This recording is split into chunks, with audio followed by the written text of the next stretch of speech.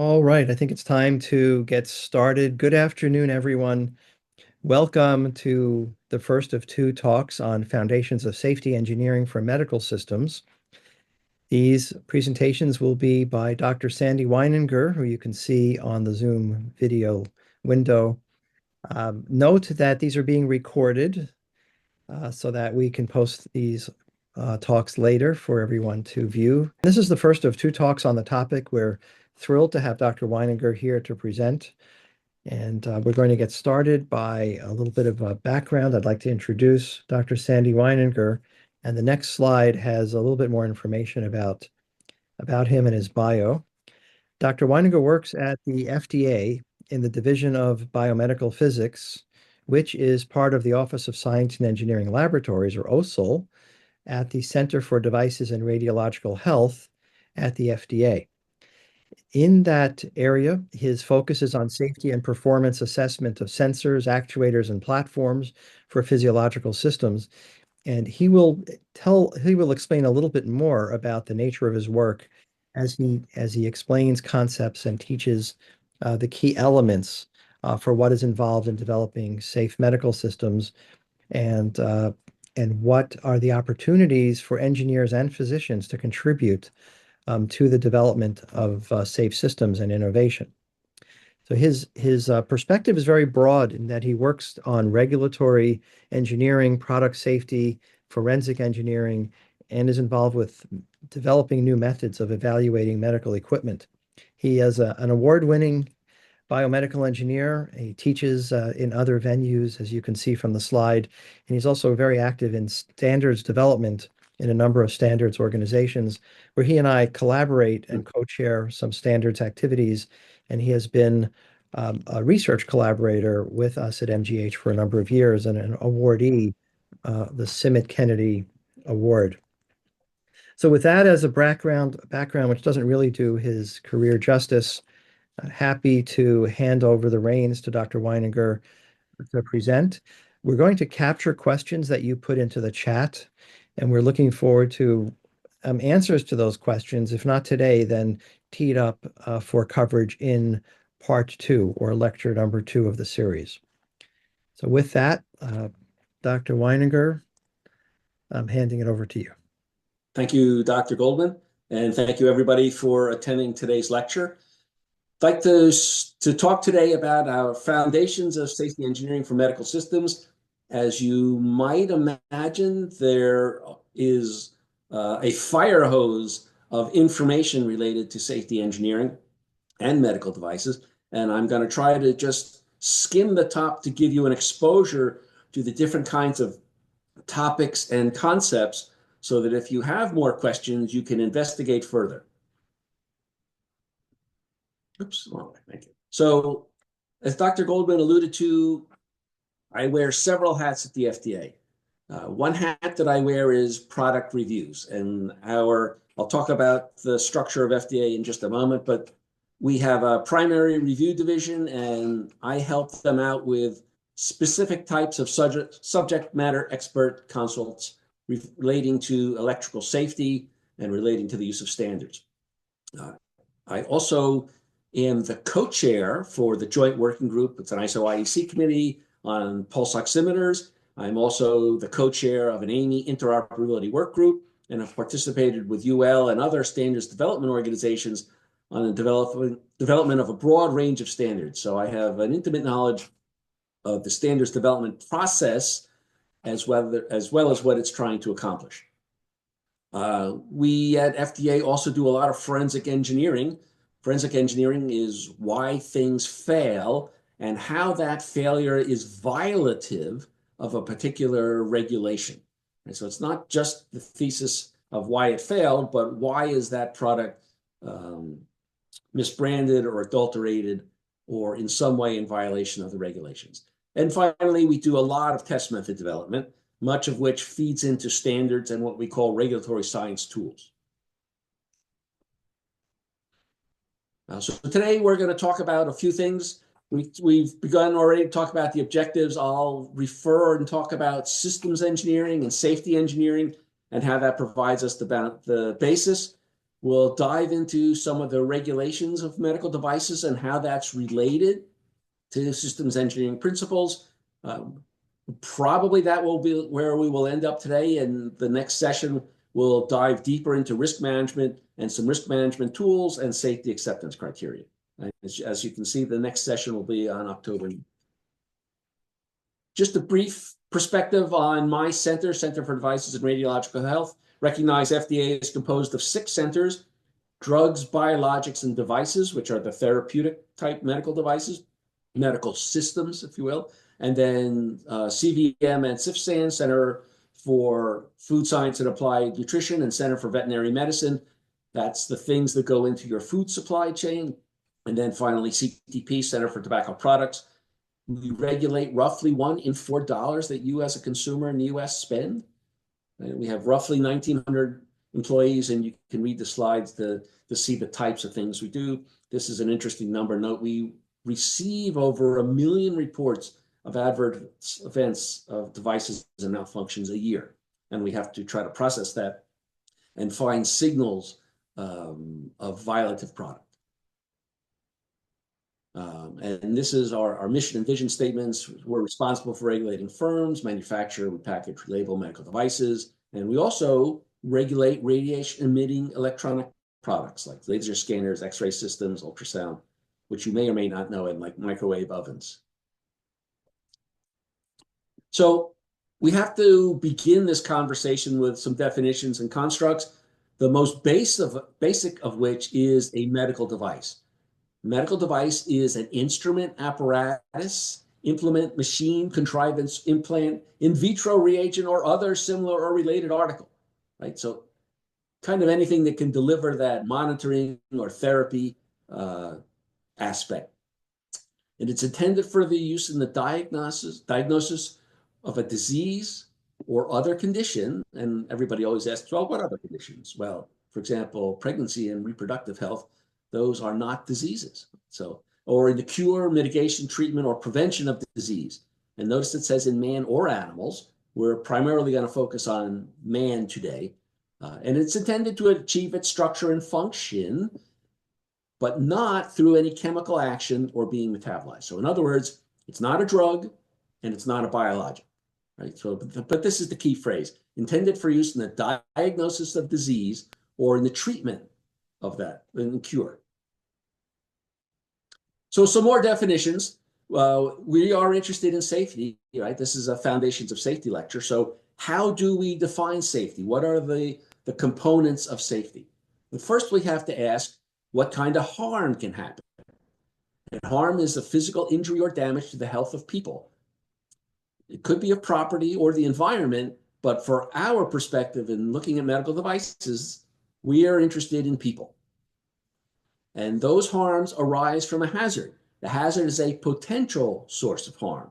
Now, for years, we used this definition to assess risk, but it's very non-specific. If you look at the boxes in the wall that supply electricity, that's a potential source of harm, but you would be hard-pressed to get your finger into the little hole.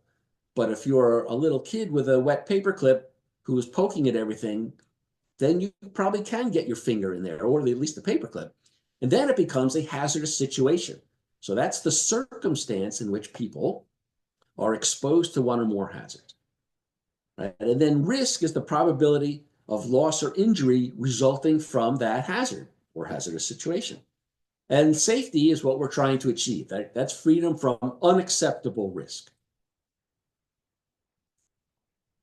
Before we can start to look at what the risks are in the system, we have to know how we define that system.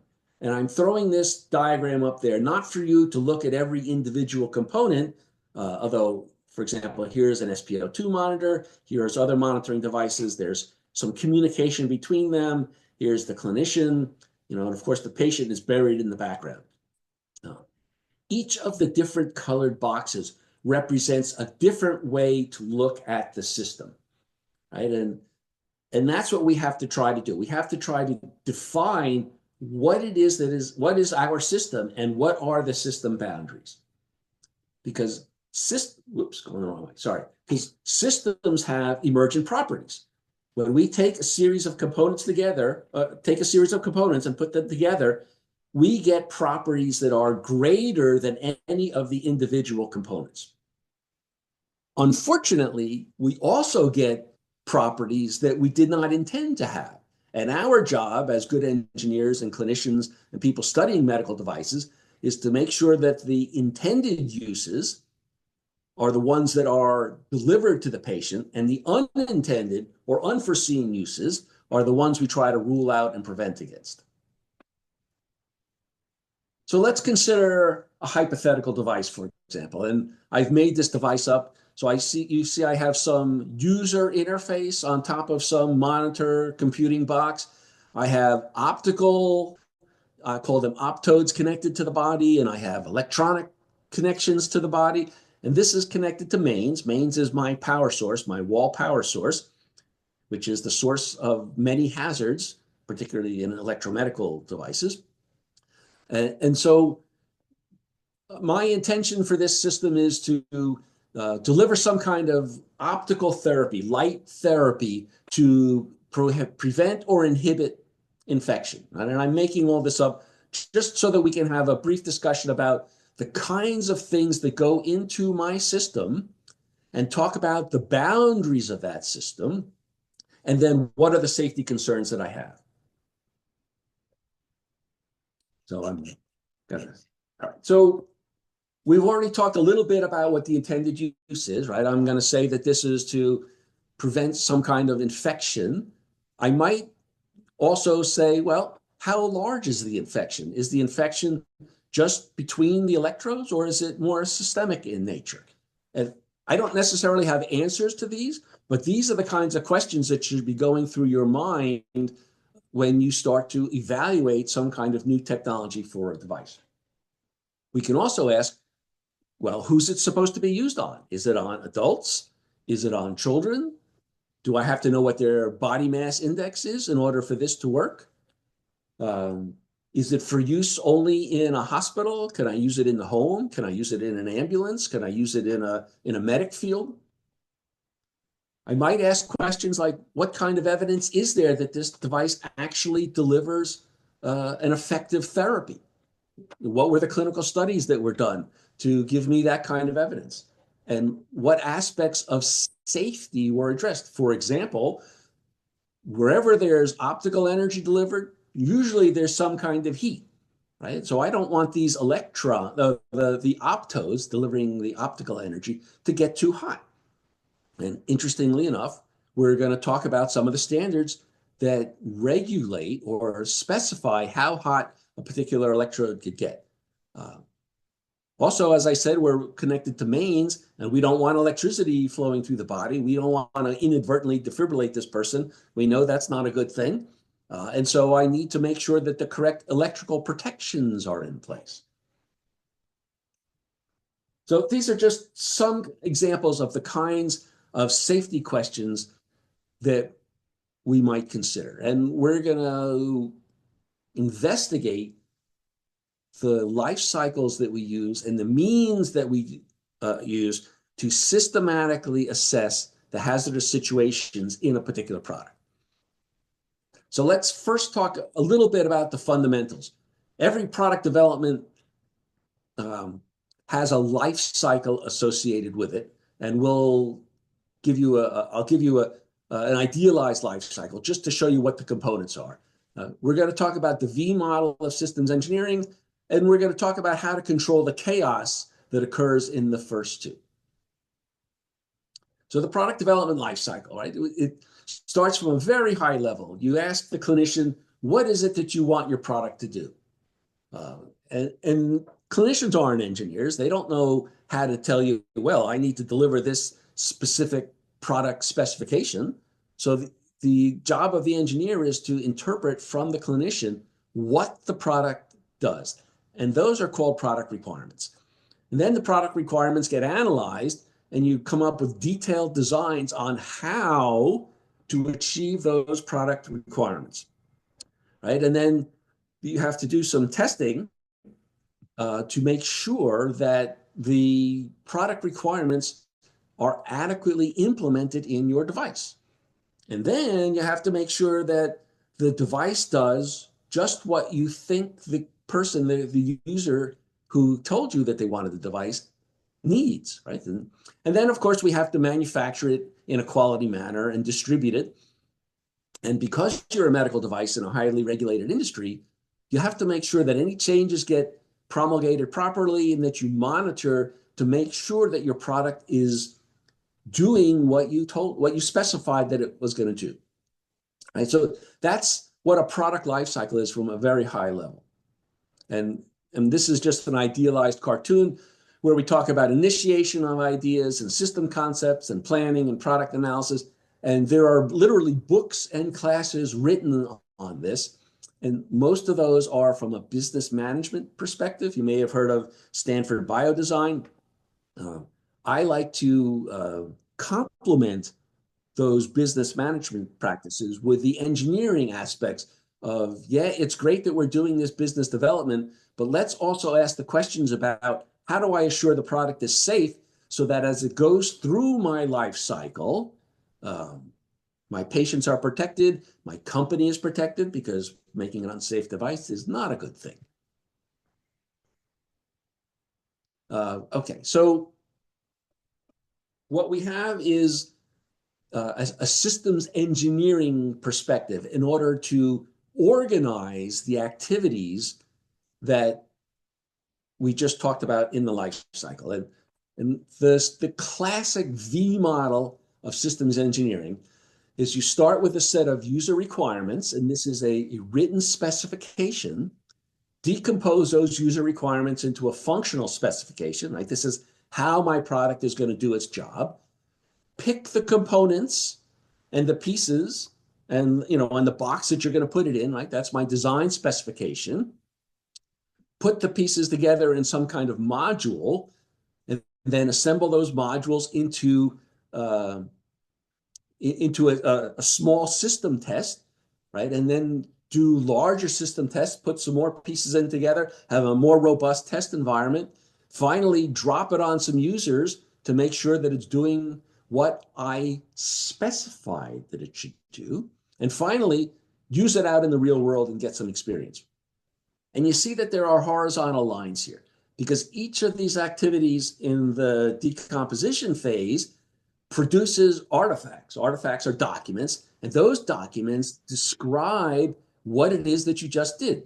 Because on the upside phase, on the synthesis phase, I am making sure that I verified that those things were put in place, right? So, for example, at the very top level, when I give it to the user, I'm making sure that the user requirements are actually in the product and that they work.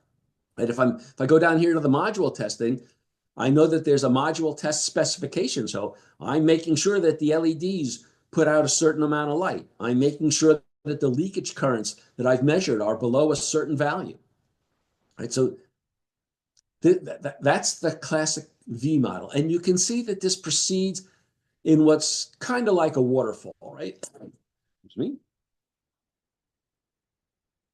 Right. I have my set of user requirements, and in the classical design sets, I literally throw them over to the wall to a group that's in the next cubicle. They pick up those requirements and build a functional specification. They throw it over the wall to the design engineers.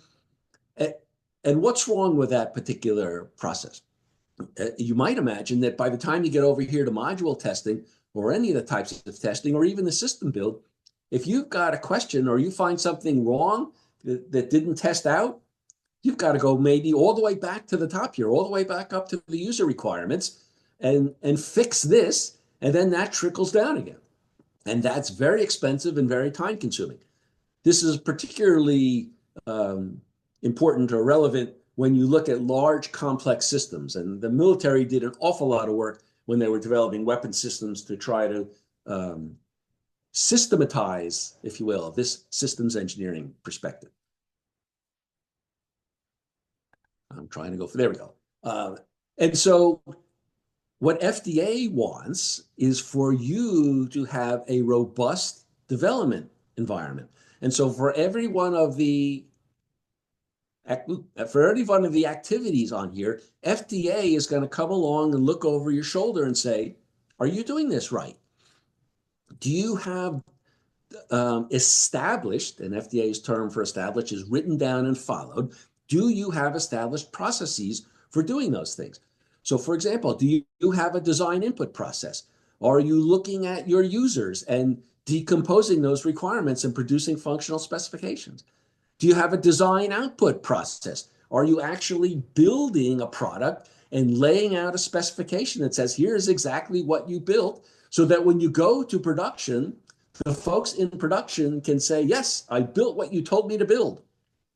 And notice there's these activities along the side here. This one says review. There are design reviews at every stage to get a multidisciplinary view on whether or not you, as an engineer, frankly, have done the job correctly. And then there's verification. Verification is testing to make sure that the product that you built meets its input specification, right? And I'm going to compare that and contrast that to validation, which is making sure that the finished product meets the user needs, right? So that's an important construct to grasp, right? That verification is testing to assure that you meet specification, whereas validation is making sure that you have that you met the clinical utility that you specified that you would, right? That your device performs a useful clinical task on a patient. So let's back up for just a moment and go back in the history of the world and see how we arrived at these complex systems and the kinds of structures that we have in place to assess safety. You usually like to say first there was disaster. You might have built a bridge over a river, or you might have walked into a cave and maybe you didn't walk out of the cave because there was something in there, or maybe the bridge collapsed, it wasn't strong enough. So your designs evolved, and they evolved with experiencing the world around you.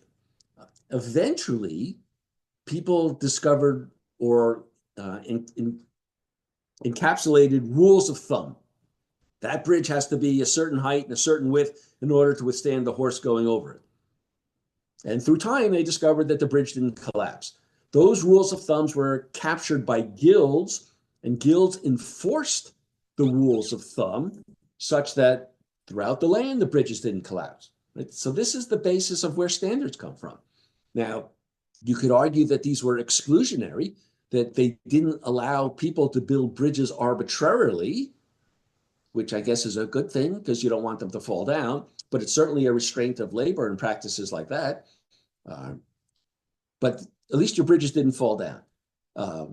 Now what we're evolving into is risk management, because standards take time to build, and standards can't necessarily predict or don't predict what's coming down the block.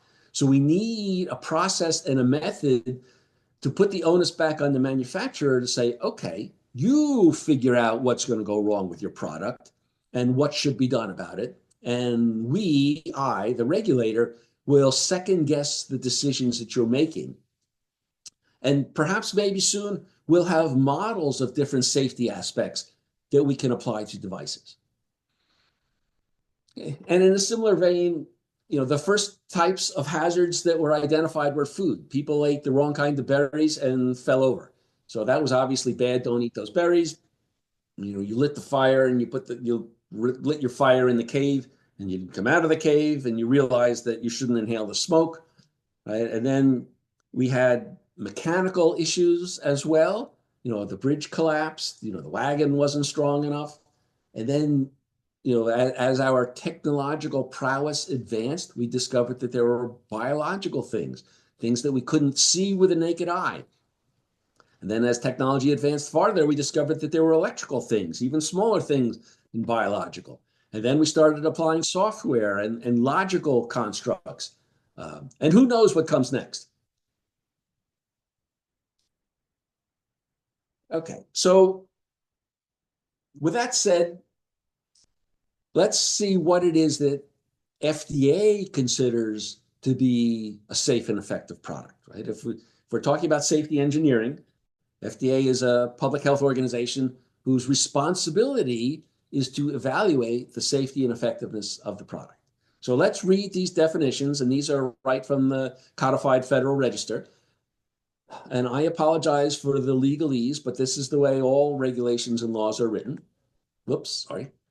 There's a reasonable assurance, right? It doesn't say that there shall be assurance. It says reasonable assurance. That means we're going to have to make some decisions here that a device is safe when it can be determined based on valid scientific evidence. So not anecdote, not just one-offs, but reasonably powered clinical studies or engineering studies that have a probable benefit to health from the use of the device, right? So now you see probable benefit, and it's going to be benefit versus risk. And then for its intended use, so a manufacturer has to state what its intended uses are and what its claims are, not for arbitrary uses. When accompanied by adequate directions for use and warnings against unsafe use. So now you can start to see all the constraints that are put on medical devices in order to assure their safety. And then valid scientific evidence determines safety, absence of unreasonable risk of injury. Again, here's this construct of reasonableness. And what we're going to try to do is quantify that to the best of our ability, because today we're all engineers, and engineers want to quantify things so that we can reason about them. And that's why we set up the boundaries in the first place about our system, is so that we don't have an infinite task. We know what the components in our system are. We know how they're connected. We know what their intended use and functions are. And we know what's outside of our system so that we can determine what traverses the boundaries. Okay, that was safety. Now let's look at effectiveness. Again, reasonable assurance of device is effective based on valid scientific evidence that a significant portion of the target population, the use of the device, will provide a clinically significant results, right? And again, it's accompanied by adequate directions for use and warnings, right? So you get the feeling here, or you get the perspective. Can't be unsafe, and you have to actually do something clinically that's of value. So that's the FDA perspective. Let's take a look at what the standards perspective are. What are the voluntary standards? And in our industry, there are lots of voluntary standards. In fact, voluntary standards rule our lives in all different industries. I'm going to touch upon just a few of these to give you a flavor for what they are and how they work. And let's just say standards establish a minimum accepted safety floor by providing consensus, objective test methods, and acceptance criteria. And so I think, particularly in the medical device world, safety is one of the few things that we should be able to agree upon worldwide, right? A burn is pretty much a burn no matter what country you're in or where you're at. So we ought to be able to establish what, for example, are the acceptance criteria for a burn and what might be the test methods. And of course, standards can be either mandatory or voluntary. In the early days of FDA, 1976, when the medical device amendments were written, Congress said, thou shalt write mandatory performance standards for all 2,000 Class II medical devices. And FDA said, we don't have 1,000 years and 100,000 people to do that. And so by 1990, when Congress realized that wasn't actually possible, they relaxed it to allow us to use voluntary consensus standards. And that's what we rely on today. So the kinds of voluntary standards that we rely on are, for example, ISO 14971, application of risk management to medical devices. This is the one that says, here is how you systematically walk through your device design and assess the risk. And in part 2 of our lectures, we're going to do this. Then there's ISO 13485, quality management systems. I showed you the V model and I showed you life cycles. Well, 1345 is the thing that says, here are the aspects of your design and development process which you should have. And next year, FDA is actually going to use this to go into your factory and audit you to see if you're actually conforming to it, right? That this year it's quality system regulations. Next year it's going to be QMRS, quality management system regulation, which is going to rely heavily on 1345. That's much more information that you need at this point. Sorry. So these are process standards, right? These establish a process which we should follow. Now, we need to make good decisions within that process. So we need standards that say, hey, if you've got electrons flowing in you, if you're an electromedical device, then maybe you shouldn't electrocute your patients. And you shouldn't shock your patients, and you shouldn't burn your patients, and your devices shouldn't catch fire. That's what this standard is about. General requirements for the basic safety and essential performance of medical electrical equipment. This is, this is our granddaddy. And this is the one that we do a lot of work on. There's also, you can see here, AMI, ANSI, ISO 10993, and we won't have time to talk about what these letters mean, but we'll just briefly touch on them. This is biological evaluation. So as you might imagine, biocompatibility, every device that comes in contact with you may or may not have some kind of reaction. Those of you who understand latex allergies will know that back in, I think it was 1992, one of my colleagues who was my friend, she was the one that put together that latex was causing problems because it caused problems at a bunch of different devices. So biocompatibility is a huge issue that we deal with. So that is a horizontal standard, applies to all devices that have electrons flowing in them. And I'm not going to touch on implants or orthopedic things today because we just don't have time. Now, there are also specializations. These are called vertical standards. And this one, 2-61, is the one that I chair. And this is particular requirements of the basic safety and essential performance of pulse oximeters. And we'll see in a moment how all of these things kind of fit together. Now, FDA has this thing where we recognize standards for use in the regulatory process. That means that the standard supplies some aspect of our review process. And it can provide acceptance criteria. For example, what is the safe surface temperature? It can provide test methods. Put your sensor on the following device and heat it up to the 41C and see what happens. That's important because you as a manufacturer, if you can use the standard, you don't have to waste your quality development time and dollars in trying to figure out what is the acceptable limit. If it's in the standard, it's acceptable. And if we recognize the standard, then it's acceptable. And you can move on to the next thing, which might not be known. There's also this construct of conformity assessment. This is used in most of the rest of the world, whereby the standards help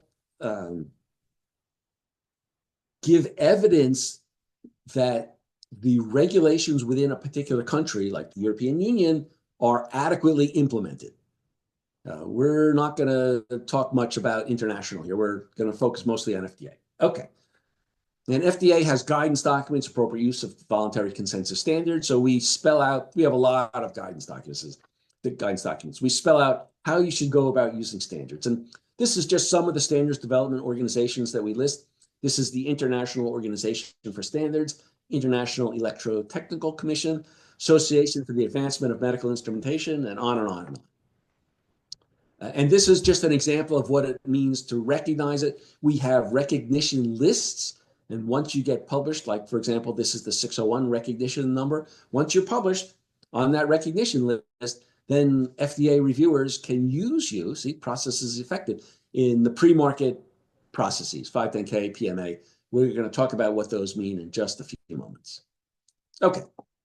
And I just want to give you a flavor for the complexity of 601. This is the main standard, the framework, but it has what are called collaterals. This adds more detail. So for example, here's a collateral on electromagnetic compatibility. Have you ever brought your cell phone up to a medical device and saw strange things happen on this display, or the numbers start to do stuff? That's assessed under EMC. How about usability? Anesthesiologists know that the dials should all turn in the same direction so that we don't get confused. That's a usability issue. Home use. Are you going to send products for use in the home? Well, turns out the home use environment is more challenging than the hospital environment. It's much less well controlled. Radiation. Do you have alarms in your device? Do you have physiologic closed loop control? All these add additional information to the main standard. And then there are, as we said, there are the particular standards for each individual type of application. And this is I'm just going to touch on this briefly. So the standard talks about electrical hazards, mechanical hazards, and this is going to be important for later when we get into doing risk analysis, because we're going to want to ask about each of these particular questions. Okay, how do these work together? Let's take a look on the inside. Here's my baby, the safety of pulse oximeters. I'm supported by the general standard. In fact, I take the general standard and I make a specialization. I take each clause in the general standard and I say, how does this apply to my particular device? And I perform a risk analysis. I go through the process specified in 14971 and say, are there any new risks which weren't considered by 601? Because maybe you're using a new technology, right? And underlying all of that is a quality system, right? Manufacturers have to control the design and development process as well as their manufacturing to make sure that they do the right things and that their product is safe at the end of the day. Oops, okay. The 601 construct gives us slightly different definitions for safety and effectiveness. This is called, the 601 construct gives us basic safety, which is safety against physical hazards, shock, crush, vibration, temperatures, as well as this construct of essential performance. And this is the one that everybody gets confused. But it's basically about having a clinical function and making sure that if that clinical function disappears, the product is not rendered unsafe. And it has to do with, when we're not talking about unsafety dealing with physical hazards, we're talking about unsafety dealing with a performance aspect of the device. We'll get into that a little later as well. Some key concepts, these are to be assessed under normal conditions. What is a normal condition? And this is the problem with standards. You as normal lay people, not particularly standardese people, probably have an innate understanding of what a normal condition is. So I'm here to tell you that it doesn't really matter what you think it is. You have to read the definition very carefully. So this is a condition in which all means provided for protection are intact. So whatever safety control measures my device has, and it might be an alarm, it might be an interlock, that those things are working. That is defined as normal condition. And then I have this construct called single fault condition. Now I'm saying, okay, one of those conditions isn't working, right? A single or there's an abnormal condition that's present. So for example, if my ventilator falls off or cracks or breaks, the ventilator hose, sorry, falls off or cracks or breaks, I think that's important, and I would really like to know about it as a clinician. I'm an engineer, not a clinician. I just play one on TV. So my device should alarm, right? I mean, that's how the device is kept safe. And there's a hierarchy of keeping things safe that we'll talk about a little bit later. So we talked about normal conditions, and now let's talk about normal use. Operation, including routine inspection and adjustments by the operator, right? So according to the instructions for use. That doesn't mean that you can take the device and do strange things with it. It means that you have to use the device. Normal use is use according to the instructions. And this is important because what we're trying to do is robustly test the device to make sure that it's safe. And I can't have that robust testing be infinite because it would take too long and cost too much. So I have to constrain how the device is used during the test. Big knocking. Okay. So the last concept that we want to talk about here is now single fault safe, right? So we have a single fault condition where something goes wrong. I want my device to be single fault safe, right? So I want it to be safe even after that single fault condition occurs. Bobby watch. Okay, so how can devices fail? Devices fail typically in two different ways. They can be hardware failures, which is random according to some stochastic means due to wear or other things like that, or they can be systematic, such as software. Right? Software will fail the same way every time if the initial conditions are correct. So when we start to talk about, well, what's the probability of failure? Well, the probability of failure of software is 1, because we know If we set the right initial conditions, that system will fail.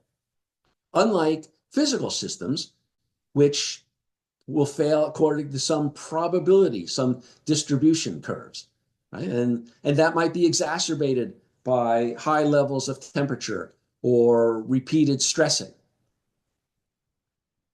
Okay. So how should we evaluate safety? Right? We would like devices to be single fault safe in normal use.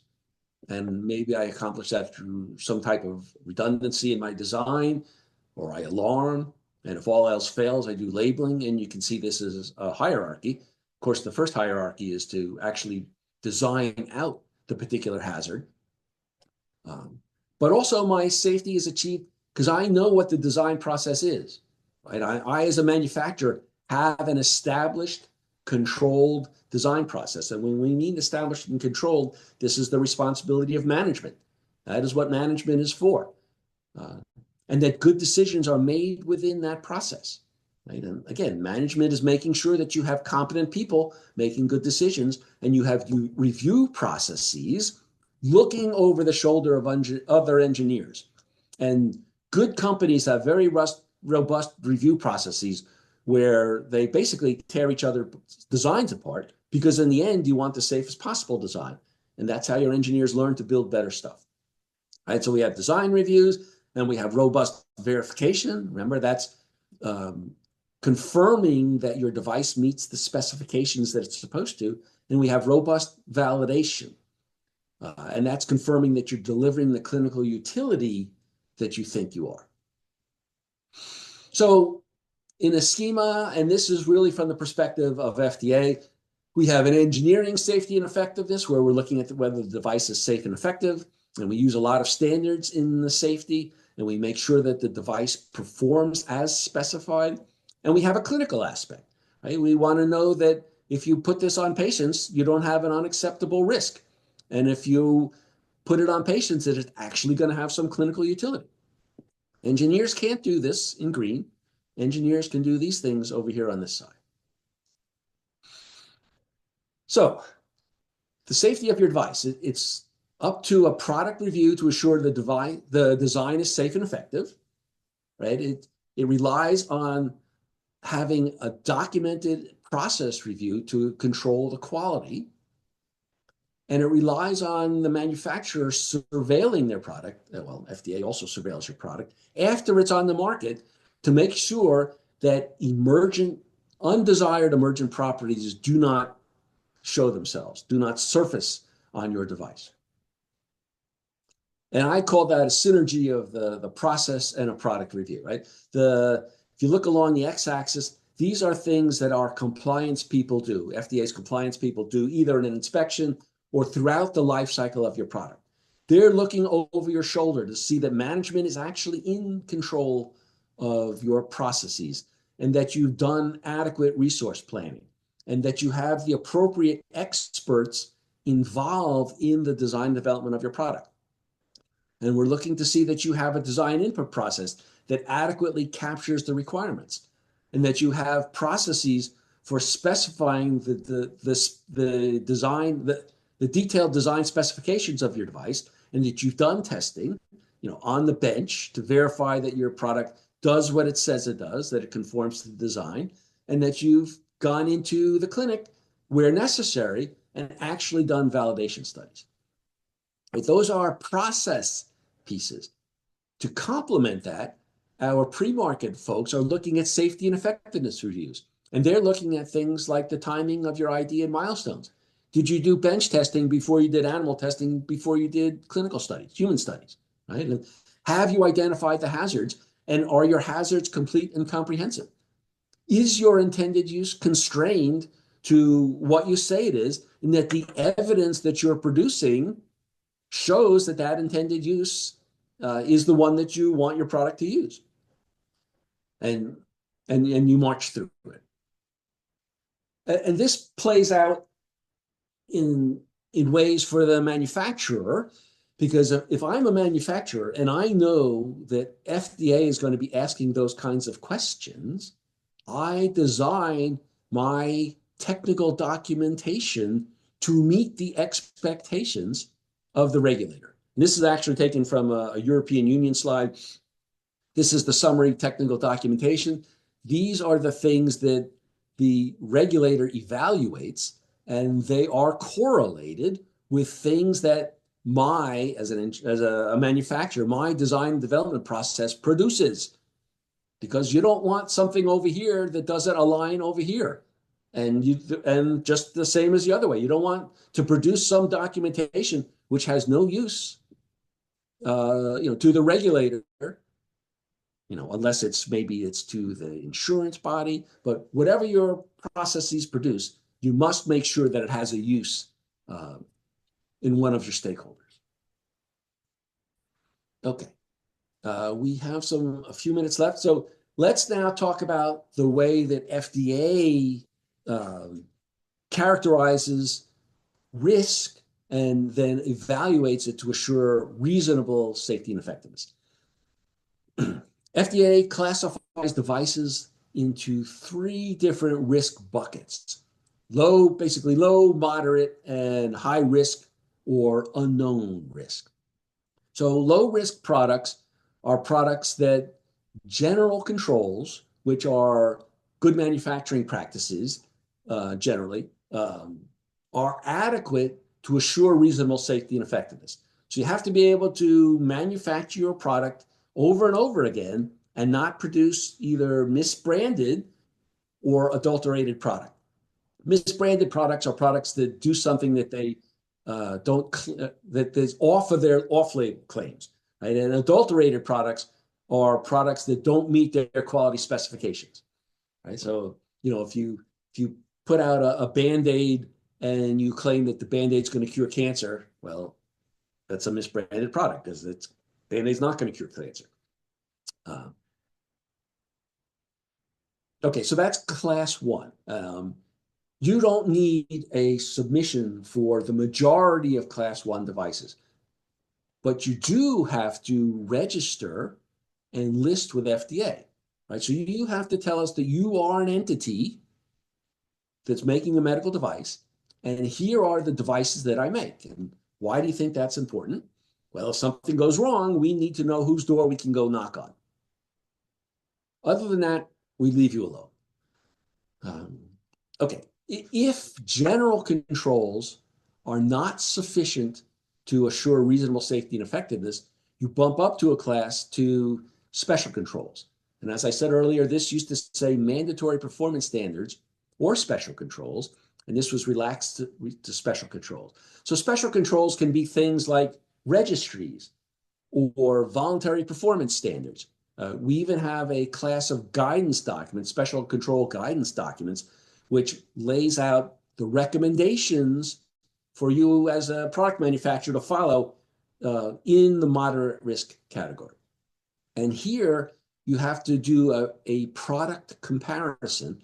So the regulations clause 510K talks about classifying your device. And it says, if you can find another device that has the same technological characteristics and the same intended uses, in other words, we as a community are very familiar with your risk profile, then you too can get on the market by showing us that you perform equivalently, right? You do what's called a substantial equivalence comparison. Right? And you can use voluntary consensus standards, you can all kinds of things, but you have to find an existing legally marketed class 2 device.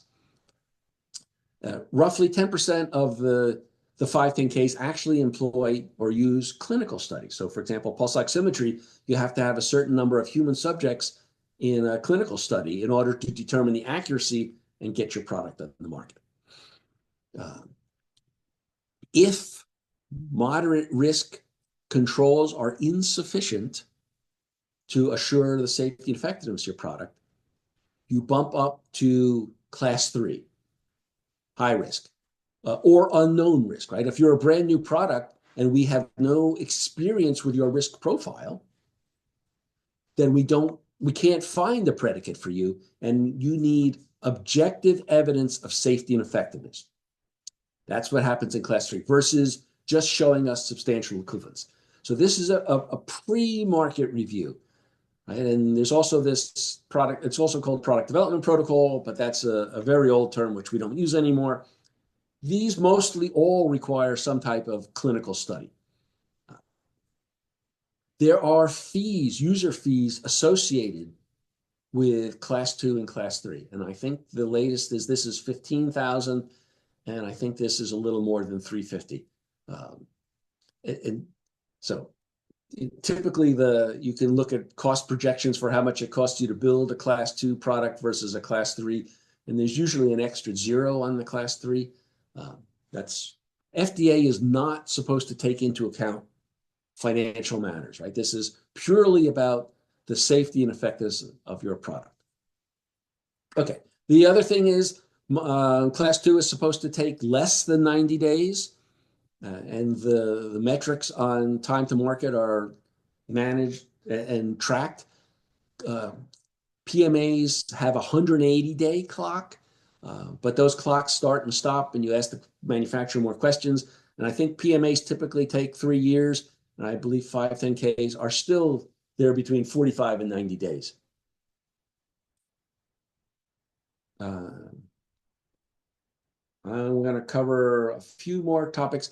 Let's just introduce this. What we are going to 5, Dr. Goldman. We're going to 5 after 5. We can go until 5:05. Perfect. Okay, so let's keep going. All right, so you've got a great idea for a product, and you've followed some of your design development processes, and you put together a prototype, and you're ready to go to the agency and say, I'm ready. What do I need? Well, you need some evidence that your device works safely and effectively. Right? And it's not a legally marketed product. So how do you collect that evidence? Well, your device is investigational. And Congress recognized the need to give you an exemption from the class 1, 2, and 3 requirements that we just specified. And so an investigational device is a device that's still in the developmental or feasibility phase, and it's the object of a clinical investigation to determine safety and effectiveness, right? It's not in commercial distribution, right? So it might be part of a study to show proof of concept, to define endpoints, trying to understand how the device is used. And so it could be for a brand new risk, right? You've got a brand new product, or it could be for an existing product that has a new use that nobody ever used it before, right? So you want to do a clinical evaluation of a legally marketed product, right? And your the risk associated with that study might be non-significant. For example, pulse oximeters these days produce very low amounts of heat or light and are deemed to be non-significant risk. Excuse me. As long as you use them within the labeled specifications. Versus new types of device, maybe you're building a new ECMO or a new heart-lung machine, right? That's clearly a significant risk, a life-supporting, life-sustaining device. The difference is, we talked about this, the difference is for non-significant risk devices, the sponsor goes right to the IRB, right? And the IRB is the one that passes judgment as to whether or not you can begin your study. Excuse me. Right, and the IRB is the one that is responsible for protecting the patients, the subjects of your study. Right, they're the ones that are looking at your consent forms and whether the documentation demonstrates that your product is safe. Now, there are also significant risk IDs, right? We talked about that. In that case, the sponsor has to submit to FDA as well as the IRB. In fact, you come to FDA first. FDA has 30 days to review your application, and then both the FDA and IRB approve the investigation, right? And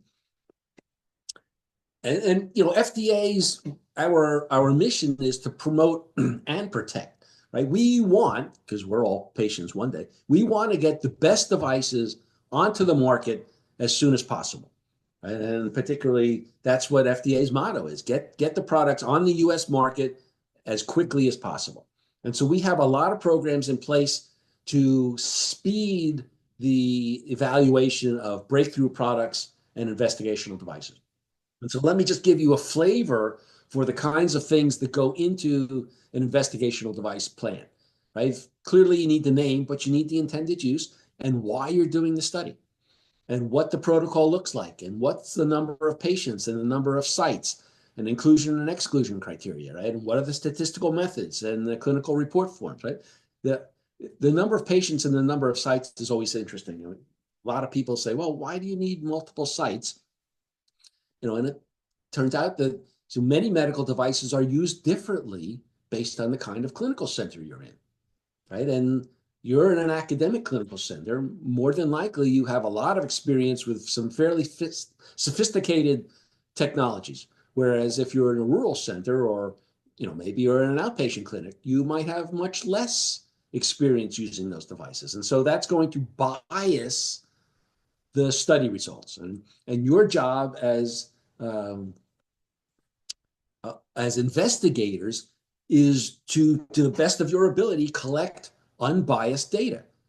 And it's also to do a full analysis of the kinds of risks that arise. And what typically happens many times with clinical investigators is they do a great job on the clinical risks, but they typically do a poor job on engineering risks because they're not engineers, right? And they didn't take my class. But after they take the class, then they can say, oh, I see what I should have done, right? And so, okay. So what's important? It's the hazard analysis. It's saying what the product should do. It's having some evidence that your product is actually going to do what you say, right? That's the traceability from the testing back to the requirements. It's having informed consent to protect patients' rights, and it's having adequate IRB approval. Oops, wrong way. So now let's just complete the life cycle. What happens when your product screws up? Well, there's two aspects that FDA looks at. We have two programs, one called MDRs, Medical Device Reports, and there's a MedWatch form, which you may or may not have heard of. In fact, you've also heard of the MedSun program. I think MGH or I think Brigham and Women's is also a MedSun center. If you as a clinician observe something going wrong, or if there's a death and serious injury associated with the use of the device, it's also malfunctions, but let's just talk death and serious injury. You're obligated to report that to us, as well as the manufacturer. And remember, I talked about forensic engineering in the beginning.